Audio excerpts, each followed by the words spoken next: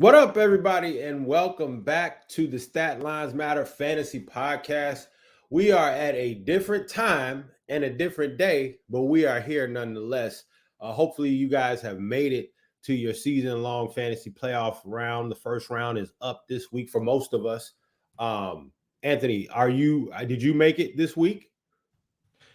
Oh, I'm in the bye week, man. My Oh, dynasty you're in the team. Oh bye yeah. week. Oh, I You're got in the the bye. bye I'm week. taking it easy this week, man. Oh, it's gonna be great. Okay. Just Well, gonna enjoy the games this week.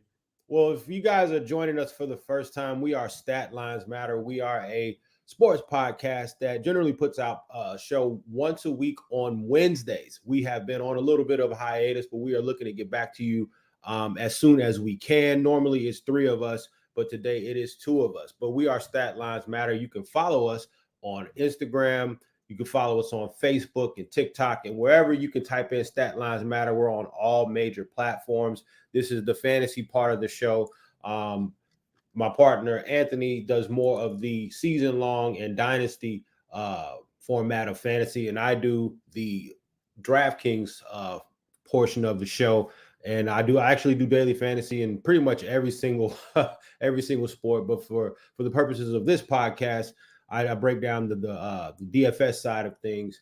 So now our league, we don't have a bye week, so we're hot and heavy going into the playoffs. So as usual, I look forward to your fantasy insight to help me navigate some of the season long some of the season long feels of the lineups and how they should be put together. So anyway, our first matchup of the week is the Dolphins versus the Bills. The over-under is 44. The Bills -7. Now there's a 23% chance of snow. Does that scare you at all, Anthony? Do you not care? How do you feel about the Dolphins-Bills matchup coming up this weekend? Who do you like? Who do you don't like? What do you see? How do you see this playing out? Yeah, for sure, man. Absolutely, the snow scares the hell out of me. I mean, weather. We've seen weather impact games incredibly. I look at last week, even with the Bills. I mean, that freezing rain that they had going on there. We've seen that. Remember that Cleveland game a couple years back where it was super windy and nobody could get anything done through the air. Like you couldn't even do a 5 yard pass. It was crazy, right? So yeah, I mean, inclement weather. It's something to monitor for sure. And to be honest with you, with as stifling as this Buffalo defense is, I'm terrified for the Dolphins in this one. Tua, something's been wrong with that boy. I mean, basically, what we've been seeing is that teams are figuring out that this is a timing based team, right?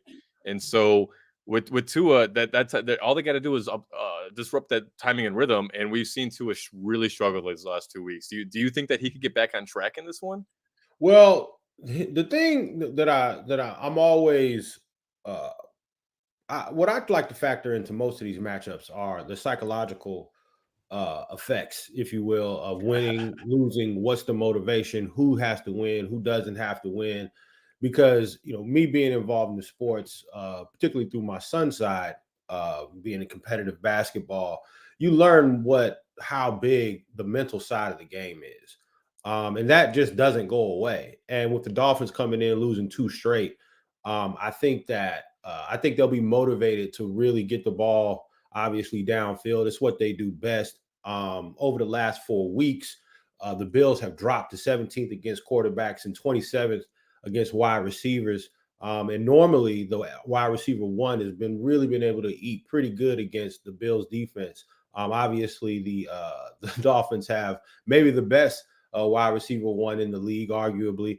And I think that we're going to see the 23% chance of snow doesn't really scare me. If it was closer to maybe 40, maybe 50, 50, 50. And then even if it does snow, is it going to stick? Is it going to be able to accumulate? So those are things that For sure. in the past I've actually avoided games where they said there's going to be rain. And even though there's been some rain, it hasn't been enough to actually affect the passing game. So I've lost out big on just avoiding looking at weather and getting scared. The weather and I've been doing fantasy for quite a while, but daily fantasy in particular doesn't really have that big of an effect unless the precipitation is heavy, unless the wind is really swirling. If it's not doing either one of those things, normally the game script or the game or the plays that they call normally just go along with how the script is going. If they're down by a lot, they're throwing. If they're up, they're running, et cetera, et cetera. So I actually like the Dolphins side of this game. I like Tyreek Hill. Now, this game isn't a part of the DraftKings main slate. It is a part of the Saturday slate, which is 3 games. Tyreek Hill is $9K. So you can use him if you like. I generally avoid those smaller slates just to do to overlay. Overlay for you guys who just joined us is just, when the slates are really, really small, a lot of guys are using the same guys over and over again. You have to work really hard to make money to differentiate your lineup. You have to probably start a Shearfield or have to start maybe not that McKenzie has been bad, but you have to sort of use him. And it's normally more of a crapshoot. So I actually, if I'm betting this game, I do bet the Dolphins to cover based on how the Bills defense has been playing coming into the game, but also the Dolphins coming off of 2 straight losses. I think they're going to be motivated. I'm not saying they're going to win, but what I am saying is I look for this game to go over the 44, and I look for the Dolphins to cover. So given that side, I do like Tua. If you're playing him, obviously, if you're playing, if you got Tua in season long, if you got Tyreek Hill, these are guys that you already are going to play. But for fantasy purposes, if you're going to play the 3-game slate, I think that the Dolphin side of this is probably going to be, obviously, the roster percentages are going to be lower, and I think there's some value to be had there. Yeah, I think this is where this part of the season, I think, is where we're really going to find out if Mike McDaniel is the coach that we all hope he is, right? Excuse me. He definitely did a really great job getting his team prepared in preseason early on in the year. He had a great playbook that he implemented, and he got his team ready to go with it. Tua was quick, getting those passes out fast. But what we notice is, the other teams have figured it out that if they just disrupt that timing, that offense falls apart. So now, how does Mike McDaniel adjust? What does he do moving forward? Can he get his team back on track in the final 3 games of the year? Those are going to be the big questions, I think. And I'm really excited to see what they can do, because at this point, if he doesn't recognize what the problem is, then I'm kind of concerned about this team's production moving forward into next season, right? I mean, as far as the receivers go, those are the only 2 guys that I'm really willing to trust in this game on the Dolphins side of the ball. Tyreek Hill and Jalen Waddle. Those are game breakers. They could go off on nothing. On absolutely not. In a game where all of Miami's offense does nothing, Tyreek Hill and Jalen Waddle can still have a great game. So I'm definitely still willing to roll with them. But otherwise, I'll be honest, I'll be watching the weather report really closely, but I'm kind of terrified of this Dolphins offensive production for this one. Buffalo is just too good. They are just too good. They have one of the best defenses in the league. Josh Allen is going to put up points. A contender for one of the top receivers in the league, Stephon Diggs, on the other side of the ball, he's going to be going off. You got Gabe Davis, you got Isaiah McKenzie. Oh, and they just added Cole Beasley again. Cole Beasley's back, baby. I'm excited to see if he does anything in that slot. They need something. They need some kind of help. Come on. Dawson Knox has been stepping up. The point is that Buffalo is going to be moving this ball, right? And so Miami, I think, is going to have to struggle to keep up. And in the cold and in Buffalo against that defense, I'm just not sure, man. I'm just not sure. Yeah, I mean, I think it's a fair.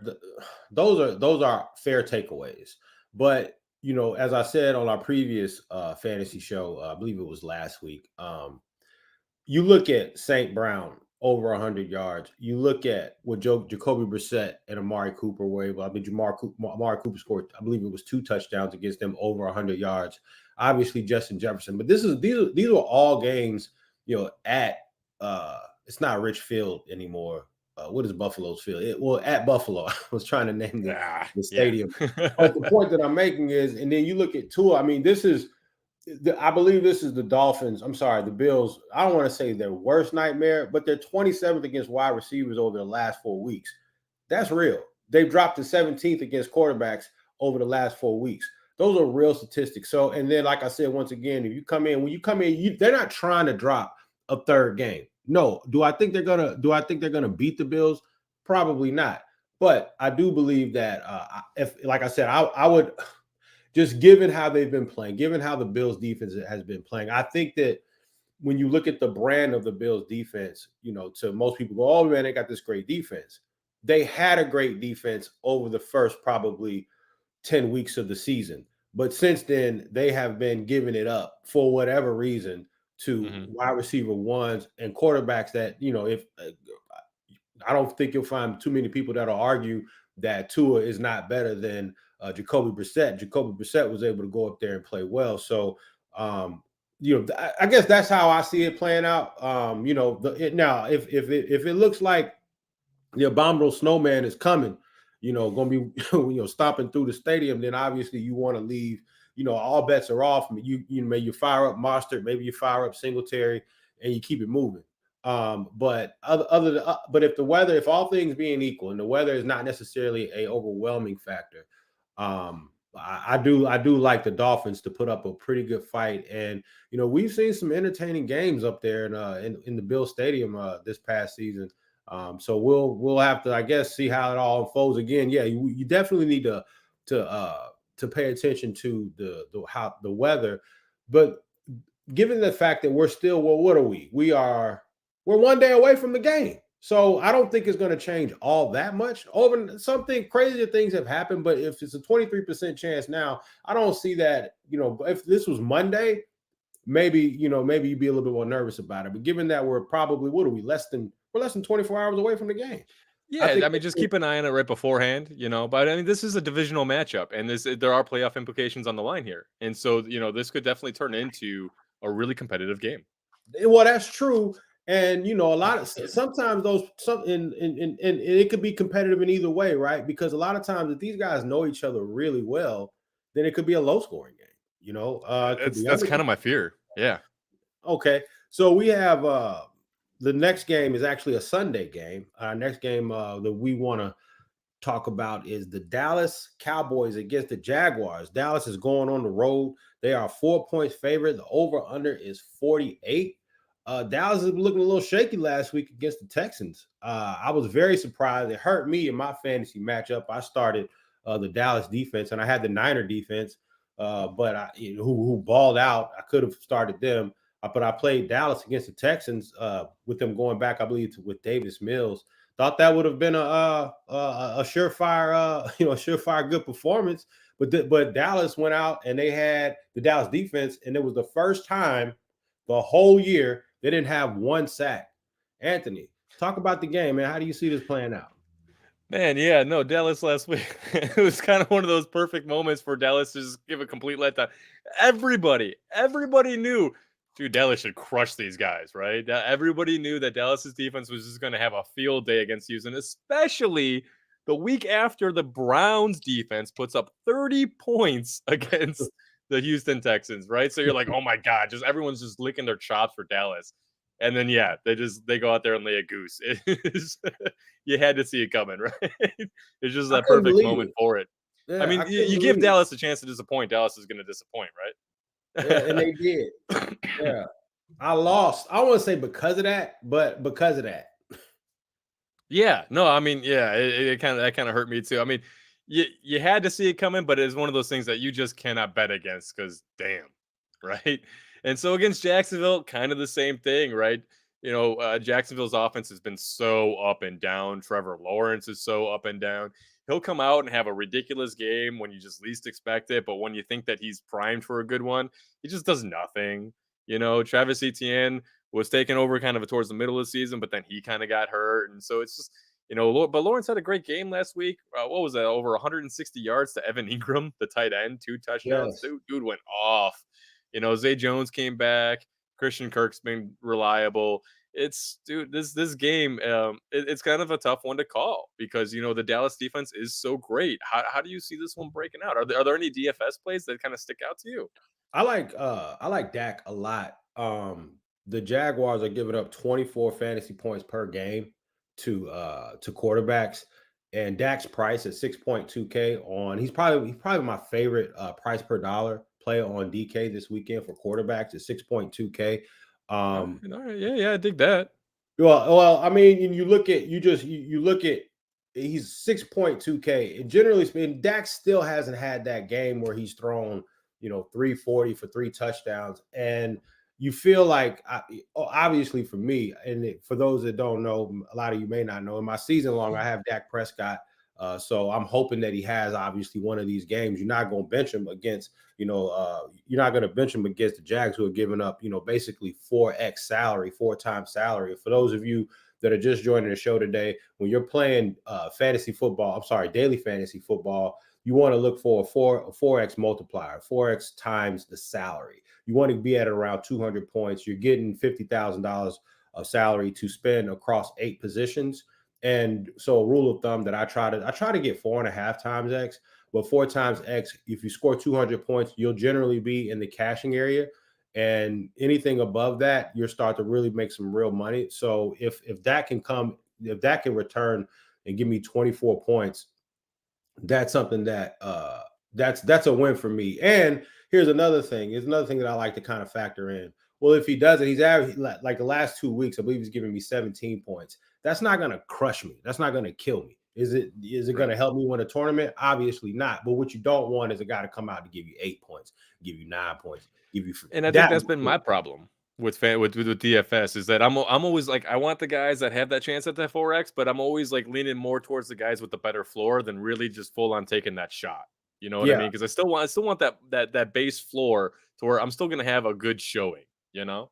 Yeah, well, so what you're trying to do that's a cash game strategy. So when you're looking for high floors, if you will, that's a cash game strategy. That's a strategy where you're playing in basically 50-50 games, or what they call double ups. And for you guys that don't know, or maybe have never played daily fantasy football before, that's just basically finishing in the top half of the field. You get your money back plus double. So if you're playing, let's say you're playing a $5 double up, the max you can win is $10.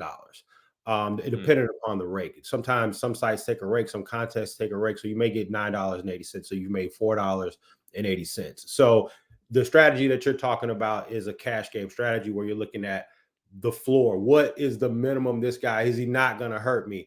And GPPs, general pool prize tournaments, those are your big tournaments for you guys, just all these acronyms. But your large field tournaments where you can win 100,000, where you can win $1 million. Those are that you want to look at basically. I want to say high risk, high reward, because obviously you want to mitigate as much risk as you can, but you want to look at guys who are, your Tony Pollards of the world, guys who can break one for long. Obviously Tyreek Hill is one of those guys. Justin Jefferson was a guy that I pegged last week. His salary was extremely high, but I thought that given the matchup against Detroit, I felt like it was just too good to turn down. Normally, I don't pay for the highest price receiver, but in that matchup, I felt like I just couldn't. I've been targeting Detroit, especially at home, all season long. But if you target it up while they're on the road, you've probably been profitable this whole year. So anyway, it's one of those analysis where you go, okay, what's the goal here? If you're trying to score 220, 225, 250 points, you got to go for the high risk guys. You got to go for the guys that are going to, and then part of the problem, and I've been talking about this with Anthony, and I've been one step slow all year long, or 1 week slow. So, let's say I targeted Trevor Lawrence against Detroit the week before last. I guess he gave me 17 points, but he goes out against Tennessee, throws for a career high 368 yards, 3 touchdowns. I should have known. Sounds like you're 1 week early, not slow, man. Bro, well, okay, correct. Yeah, I've been 1 week early. That's right. But you know what? And I've been telling you this for weeks now, and I've made this. If I could screen capture one of my text messages and send it to you guys, I've been one step early all week. You know what I'm gonna start doing? I'm gonna start playing the exact same lineup that I played the week before. I'm just gonna run it out there. Just run it back. Just run it back. I mean, you caught me doing that a few times this year. Yeah, for sure. So it sounds like what you're telling me is that I need to go big or go home. Take my ball and go home. And GPPs, yeah, you want to go big and go home. But if you're playing, heads up matchups, heads up is what it sounds like. Heads up is me versus you, or me, versus another opponent. And they have those on DraftKings where you can just play basically another person, best score wins. And in those matchups, you want to just take, your safe plays. I want to say come at me one-on-one. Come at me one-on-one. Let's go. There you go. So in this matchup, I do like Dak a lot. If you're talking Tony Pollard and Ezekiel Elliott, love Tony Pollard this week. It's been interesting though, and so on DraftKings, he's $7,000, 7.1K, And he's been a guy who's been getting around, 14 to 15 touches a game. The last 2 weeks, he's gotten 14 touches a game, but he's been breaking these long scores. He's been maximizing the scores. He's only averaging 70 yards per game on the ground. That ain't something that you really want to be involved with. But Tony Pollard seems to make it all work, whether it's through the air, whether it's on the ground. He's been able to, and conversely speaking, they haven't been basically limiting or Ezekiel's been out touching him, but getting less production. So those are normally situations you want to stay away from these committee backfields. But for Tony Pollard, it hasn't necessarily been hurting him. Now, for DFS purposes, game breaking ability. Don't know if you want to spend 7.1K, but if I've looked at the pricing, and the pricing on DK right now for running back is not that great. I don't see a whole lot of value out there outside of Pacheco. Problem is you got Jerick McKinnon coming in, poaching all types of touchdowns and all the third down plays. So as it relates to the running game, Tony Pollard, 7.1K, not necessarily the worst play, just given the pricing. I tried to look for value before I came on. I could not find it. I even looked for, who's the guy I want to pay up? Tony Pollard looks like a good play this week. Obviously, you can fire up CeeDee Lamb. You can fire up Dalton Schultz is probably my favorite play of this whole entire game. The Jaguars are last. They're last against tight ends. I could dig that, yeah. Over the last 4 weeks. And Schultz had 10 targets last week. I look for, I look for Dak and I look for Schultz to probably hook up for maybe hopefully one touchdowns, probably two. I'll be playing them at 4.4K. So that's how I see the Dallas side of this thing. Do you like anybody on the Jaguar side, or especially against this defense who know they didn't get any sacks last week? Like, what do you see on the Jaguar side? Yeah, I and Dak and Schultz, by the way, that is a great connection. Dak loves Dalton Schultz. On the Jag side of the ball, yeah, I mean, I would love to say Travis Etienne, but I'm worried about that foot. In all honesty, I'm kind of steering away from the Jags this week. I think, the Cowboys kind of came back to earth on defense last week. They had a letdown game.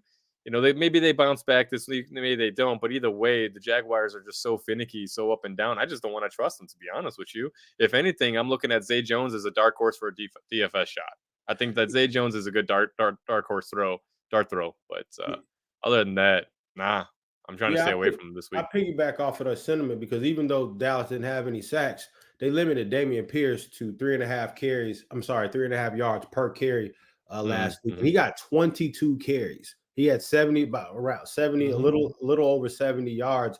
And they're still, they're still only giving up. They're still giving up on the lower side of 3.5 yards a carry, 3.2, I think, to be exact. So, the Dallas, though their pass defense was suspect last week, their run defense has been extremely consistent. In fact, improving, because on the season, on the whole season, they're giving up around 4.3 yards a carry. Over the last 4 weeks, they've improved that to less than 4. So I would definitely avoid maybe any running back, but definitely a running back coming off an injury. So I don't like any. If I had to play someone, I would probably just go back to Old Faithful Christian Kirk, because I do believe that the game script will figure to see a high volume of targets for him, because they're probably going to be behind. And if they're not behind, right, it probably won't be because of the run game. It'll probably be because what they're doing through the air. So at a 6.6K on DraftKings, he's a little bit over the price I'd want to pay for him going up against that defense. But if I had to choose someone, it would be Christian Kirk. Not the most that price point. That's why I like Zay Jones. Yeah. So just to review, we liking Dak, we liking Schultz, and we like a little CeeDee Lamb. And on the flip side, I like Christian Kirk a little bit. You like Zay Jones. Yep, that's about right, man. Okay. All right. Let's go on over to the Eagles Bears matchup. This matchup hits home for you. Eagles favored by 9. Over under is 48.5. I'm gonna let you talk about this. This is your squad. As you can see, they got the bear in the background here on your screen there. Let's talk about it. Break it down. Tell me what I need to do. Do the Bears have a shot this week? Hell no. I love my Bears, but hell no. Now, Justin Fields is going to do his thing, probably break 100 yards rushing, hopefully break 100. You can kind of run on the Eagles. I kind of like David Montgomery a little bit. Not really for DFS. If he's on your squad for like a redraft season long, I'm not afraid to play David Montgomery if he's, one of my 2 or 3 reliable running backs on my squad. But outside of that, I'm not, Cole Kmet could do something. He's been kind of stepping up a little bit. Uh, we'll see if he finishes the season as strong as he's been. But nah, I'm not really looking at squeezing any Bears into my lineups unless I really have to be honest with you.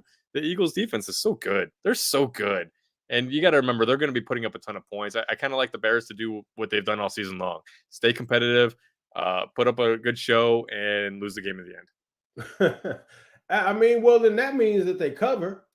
Okay, so if they're not necessarily, it could be one of those like a 14-14 games going into like the midway through the third quarter, going into the fourth, and then all of a sudden Philadelphia gets 3-4 touchdowns and the Bears don't do dick. That's kind of what I'm looking for. Hey, 3-4 touchdowns in the second half. That's really putting it on them. But I think I think they will. I haven't played Jalen Hurts a whole lot, and it's been to my detriment. We talked about the Philadelphia Giants matchup last week, and I said avoid it. It was supposed to be raining. It's going to be cold. Thought they'd get back to their rushing roots, and Hurts did. 7. Oh well, they did, but they also threw the ball around the whole daggone stadium. Miles Sanders looking great too. Yeah, he had 144 yards rushing. He scored. Yeah. Hurts had 70 yards rushing. He scored through two touchdowns. So I think, and you're the one who put me on, this defense early, meaning attacking the Bears defense. And I think all these guys are in play. A small tidbit though, if you're playing the receivers in this game, you got AJ Brown obviously and Devonta Smith. AJ Brown is 8K. Devonta Smith is 6.4K. But Smith is averaging 2 more targets or 1.5 more targets per game than Smith. So you're getting actual better cost per dollar by playing Smith. Obviously, they're both long, but if you're looking to save a little bit, Smith is probably the better bet. As you can see, he's getting more targets over the last 4 weeks. He's getting the more targets. And the reason why, if you guys are wondering why I keep going to the last 4 weeks, because I look for trends. I look for how they're playing currently. A lot of times what they're doing in weeks 1, 2, 3, and 4, guys are still trying to figure things out, figure out what their identity is going to be. They have an idea, but injuries happen.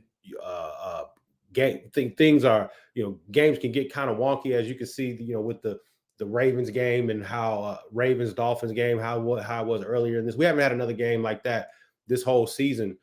Where a team comes back and scores 4 or 5 touchdowns. So I try to look at how both teams are currently playing and what's their identity at the current moment, not necessarily, what they were doing week 2, week 3. I do look at those stats, but I place a premium on what they've been doing the last month, 5 weeks or so.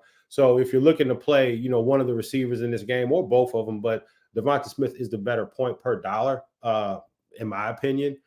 So I do like that. And if I had to play a Bears player, it would be Kmet, given the fact that Claypool doesn't look like he's going to play this season. This game. Mooney is out. So the next receiver up is probably St. Brown. And they haven't had a connection, him and Fields, the whole season. It looks like, the number one flanker, if you will, has been the tight end this game. And I do think that he probably, given the game script, they're going to be throwing. And the problem with playing Fields this game is that in order to run him, the games are going to have to be close. If you're down 21 points, you're probably not going to be running him as much as you would if they were down, less than double-digit figures. So I like Kmet a pretty good amount, particularly as a sleeper, because he's probably going to be less than 5% owned in your tournament. So Kmet's a guy that I'm looking at. He's only 4K. So that's $400 less than Schultz, even though Schultz is probably in a better overall game, better passing quarterback, if you will. But I like Kmet quite a bit, just given the lack of receiver options with the Bears. Yeah, man. I really like that Devontae Smith call. I really do. Here's my wrinkle though. What if Goddard plays? Right now he's trending towards playing. Does that do you play Goddard if Goddard plays? And two, does that scare you off of Devontae Smith at all? Because back when Goddard was playing, it wasn't until he went down that Smith really started getting those targets that you were talking about over AJ Brown. That's a good call. I actually have Goddard. I picked him up this past I guess Monday or Tuesday. Oh, Tuesday. I picked Goddard up actually Wednesday. I picked him up Wednesday. I had him earlier in the season, so I'm very familiar with his target share. And that's actually a good call. I actually hadn't considered that. But here's the thing. If we're talking DFS, I'm probably still going to favor Komet some, or I'll probably just spend the extra $400 up and go Scholes. So Okay. that's the DFS part of it. The difference I'm a in little bit this, worried about playing Devontae Smith in DFS because of it, though. correct, but the difference, okay, but the difference in this particular scenario is he's been out a while, right? And they still haven't cleared him to come back. They haven't activated him off of IR yet, which is probably still only a matter of time, like literally probably the next 36 hours he'll be activated. But part of me is wondering, how many snaps will he actually get? They run the ball so much that will they be willing to put him in situations where he can get pounded on that shoulder, taking on linebackers and things of that nature his first game back, especially given the fact that this team has their eyes on obviously postseason. They I believe they were the first team last week to lock in a postseason position. So I'm not sure. I think their eyes are set on. They might take it easy. Yeah, I mean, now you go, it's a shoulder. See that. You say but he's a tight end. And so tight ends, they, obviously they block a lot. They block too. Yeah. So, yeah. That's now look, if they activate him in season long, I'm playing him. I have to, because I have Conklin, and I was hoping that this week that they'd let Flacco play, but they are bringing up Zach Wilson again for whatever reason. And so that really sucks to the core. I mean, because I was hoping that Conklin and Flacco would be able to rekindle some of that magic they had weeks, I believe, 1 through 4. Yeah. But anyway, I'm playing Goddard. The point is, if they activate him, I'm playing Goddard. For sure. I couldn't disagree with that. Well, in DFS, you got options, right? DFS, you got options. You don't have to do what you don't want to do. But in season long, that's a guy that I'm probably. I mean, I got him. I picked him up for that specific reason. I dropped him, obviously, because he got put on IR. Picked up Juwan Jennings, danced around with Dulcich for a little while. Nobody really was consistent for me, except for Goddard. I was happy to see that he was coming back in time for the playoffs. So, I'm hoping that they give him, they go ahead and say, hey, let's get him ramped up. Let's get his reps up. Let's get him the game straight. Let's get him trusting that shoulder a little bit. But, we'll see. We'll see. The next game we have, in our last game that we have to break down for you guys, is the Bengals against the Bucks. The Bengals are 3.5-point favorites on the road at Raymond James Stadium. The over-under is 44. Weather shouldn't be a problem here. Anthony, talk about it. Yeah, the Bucks defense has not been what they've been, right? They've been banged up all year long. Everybody's been able to move the ball on them way better than they should have. And obviously Brady's been struggling to keep up all season long. The Bengals, however, are firing on all cylinders. Burrow is letting it up, whether he's got Boyd and Higgins and Chase or none of them or all of them or whatever. He's just slinging it. He's slinging it. Chase was all by his lonesome last week, and Burrow still went off, And by the way, Higgins right now, dealing with that hamstring. Coach feels good about it. Higgins feels good about it. He might go. Boyd also with that finger injury feels optimistic about it. He's got a good chance at going. The only one, it's a banged up pass catcher group, but the only one that's really looking at missing is going to be Hayden Hurst with that calf. He's looking doubtful. But otherwise, Joe Mixon's back on the field. Samaje Perine been stepping up lately.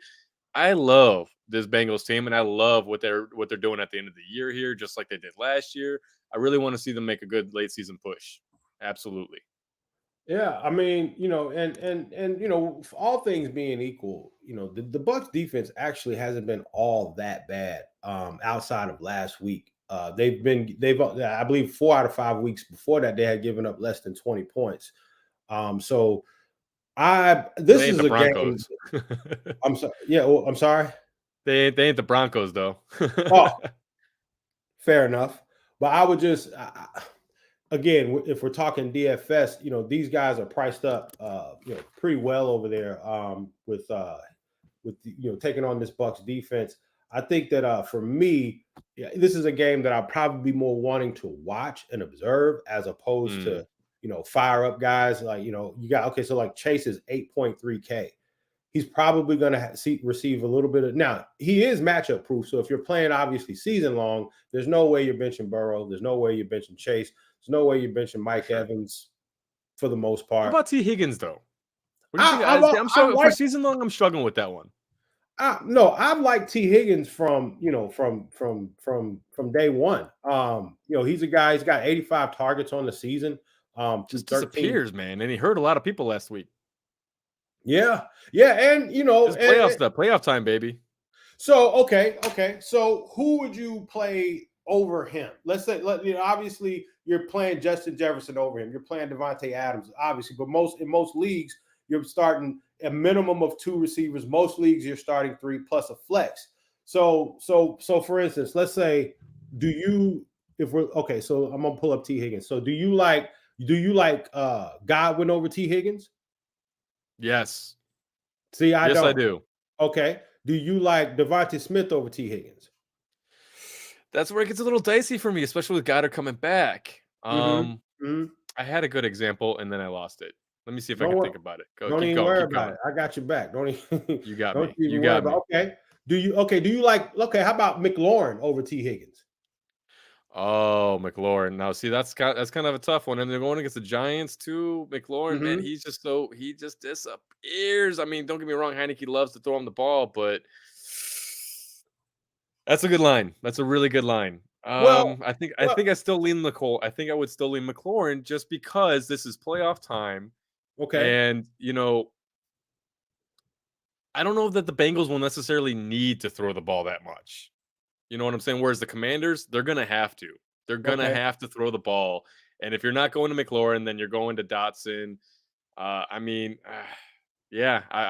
got to say McLaurin's more guaranteed to be a feature part of the offense versus T. Higgins, I think. He's their number one receiver, right? He's their number one receiver. So you're talking, me, I like number ones over number twos. It's just Absolutely. that, you do. Burrows throws the ball. They throw the ball so much, and particularly to T. Higgins, he has more targets at times than other teams. They're number one. He got more targets than Drake London. I know that's not saying much, but I okay. So in this matchup, we saw Mike Evans last week get loose for the first time in a while. So how do you feel about Mike Evans in this matchup against the Bengals? Well, like I said, I really like Godwin. I like him from a PPR perspective. Go ahead. I'm sorry, what was that? I said, no, actually, he didn't get loose. No, I'm actually looking at it. He's been a little down lately. Mike Evans has been a little down. Godwin's been doing his PPR thing. I think they're going to need Evans, though. I really like Godwin from a security aspect. Okay. But in all honesty, like if you need to take a shot, if you think that you're not going to win this week unless you take a shot, I think Mike Evans is not a terrible play because they are going to need him. And if the Bucs are going to have a chance at keeping up with the Bengals, Mike Evans is going to have to be a part of that. Yeah, and you look at Godwin, what he's been able to do this season. He's still just been his regular old Godwin self, man. He's got 73 catches. The touchdowns have been low. Just like, it's your typical Godwin year. PPR slot guy. Yeah, I mean, and Brady, especially for Tom Brady.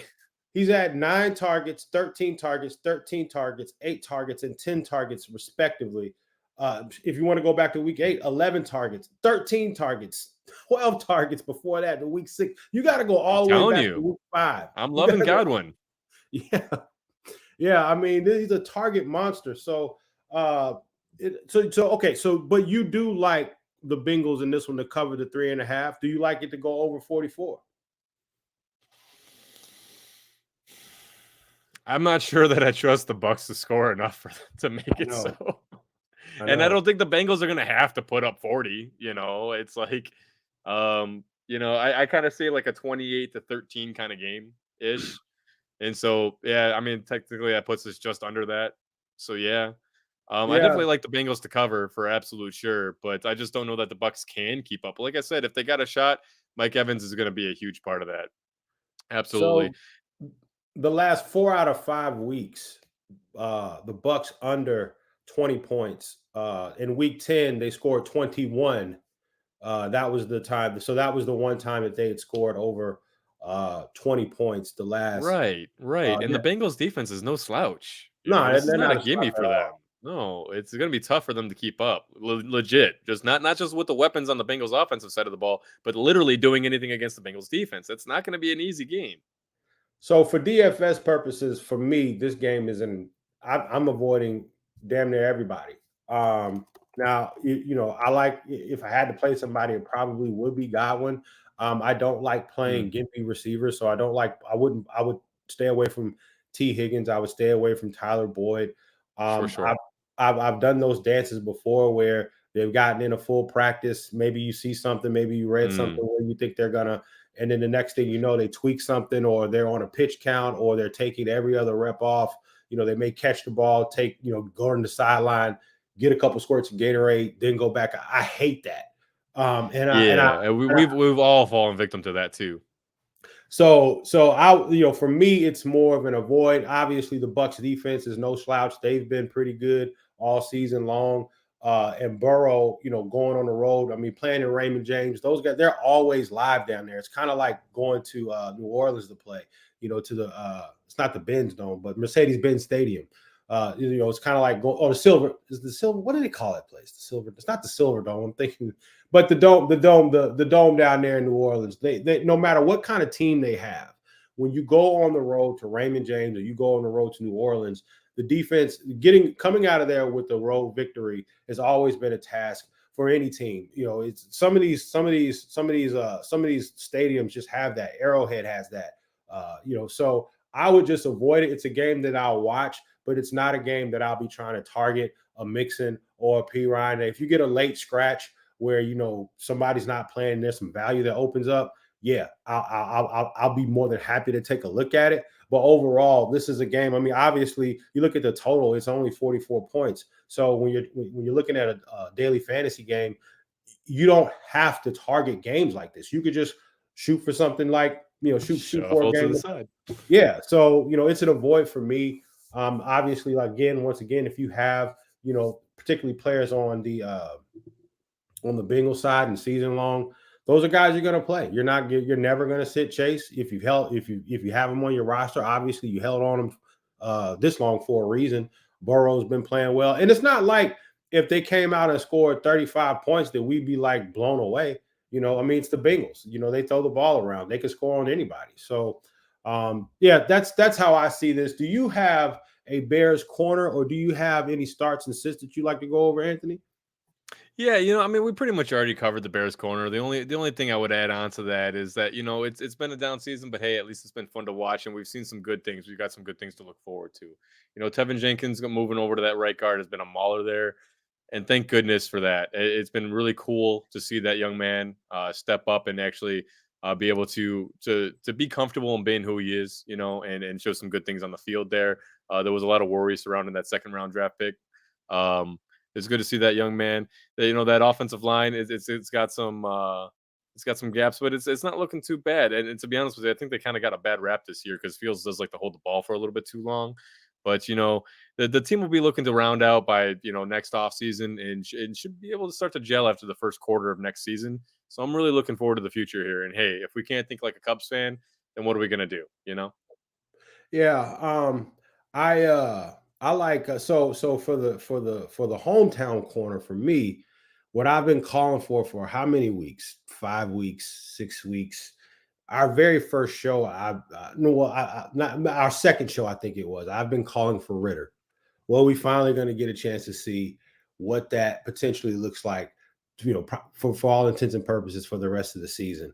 But as I lamented earlier, he's going on the road, so you give it, you take it. He is first is like, yeah, you're getting a chance to your first NFL start. And you where? Oh, it's in New Orleans, so you get a chance to get your first NFL start in one of the toughest places to play. So I'm happy that you get a chance to see someone else out there. They could have put you out there, Anthony, for all I cared. But we're getting a chance to see Desmond Ridder in that era. Hopefully, it'll yield some good results. So I'm excited about that. Getting a chance to see our draft, our quarterback, our draft pick, get out there and be able to get some good quality reps against a good defense and a tough place to play. So I'm not expecting him to throw for 300, but I'm looking for, I don't know, just maybe a couple of good plays. Maybe one or two touchdown passes, maybe 30, 40 yards rushing. The Falcons lose by 4 or 5. So we'll keep it competitive. Basically a Mariota performance, but from a rookie. I'll take that. You'll probably get that too, to be honest. It's not a high bar to hit. But, thank goodness. I am so happy they're finally going to Desmond Ridder. Unfortunately, the circumstances, you never like to see it due to an injury. But, we've been pining for Desmond Ridder to get a shot here for a while. So at least we're going to get to see it before the end of the year. We'll see what we got with the kid. We got a question here. Did you want to hit that up? Sure, we can do that. So he's torn, but so it's from Seth Jackson. He's torn between starting Darius Slayton and Deontay Johnson in his flex. Any advice? Yeah, Hollywood is going up against the Denver Broncos, so that's gross. The Broncos have been shutting all offenses down all season long. You got Kyler Murray on IR now. Colt McCoy looked fine last week, but I'm not too optimistic about him letting it up to any one particular receiver against this Broncos defense. So that's kind of tough. He would obviously be your best option, but the matchup just sucks. And so do the circumstances. Deontay Johnson's probably going to have Mitch Trubisky throwing him the ball, right? And Mitch Trubisky doesn't really go to Johnson. He likes Freiermuth and Pickens a little bit. So Johnson, I'm not really looking for a lot of great things from him.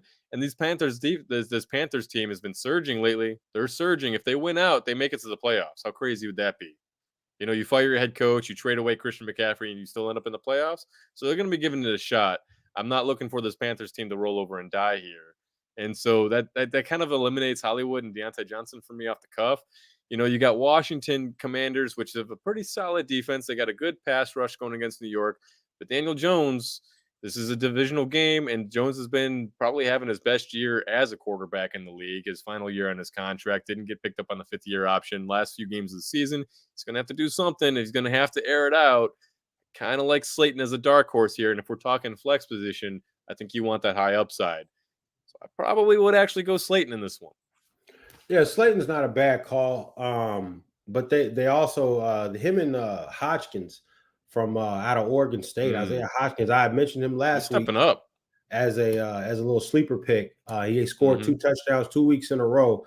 But yes, Darius Slayton's still been receiving most of the targets, and that's what you want as when you're starting guys. You want the game plan, and you want your guy to be a part of that.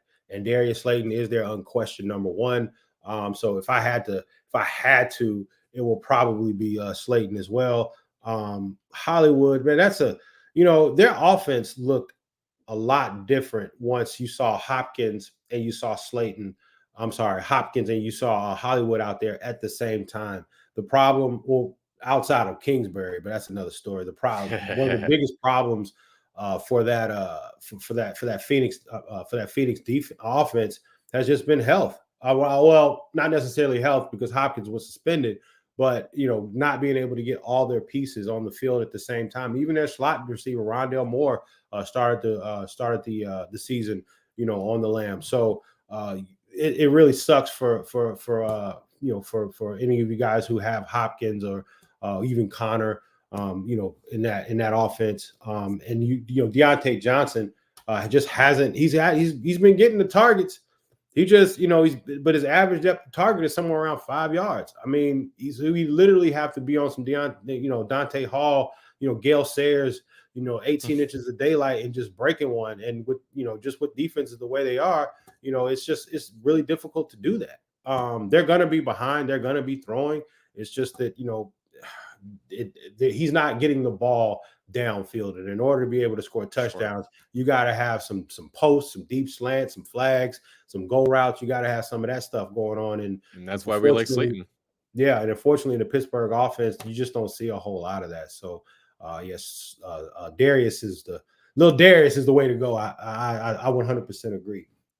So if you guys are joining us for the first time, we are Stat Lines Matter. This is the fantasy portion of our show. We also have a podcast where we release content weekly, and we release content actually daily on all of our social medias. That's TikTok, that's Instagram, that's Facebook, anywhere where you can type in Stat Lines Matter. You can grab the podcast. We are on all major platforms. If you've enjoyed this show, even if you didn't enjoy it, please hit like and subscribe. I'd appreciate it. My kids Look would us up. appreciate it. Yeah, Anthony's kids and wife would appreciate it, and so would Mark's, and all our producers. So we want to thank our fearless producer, Mr. saintjaxn, for helping us out today. Again, you can follow us on all across our social medias. That's at Stat Lines Matter.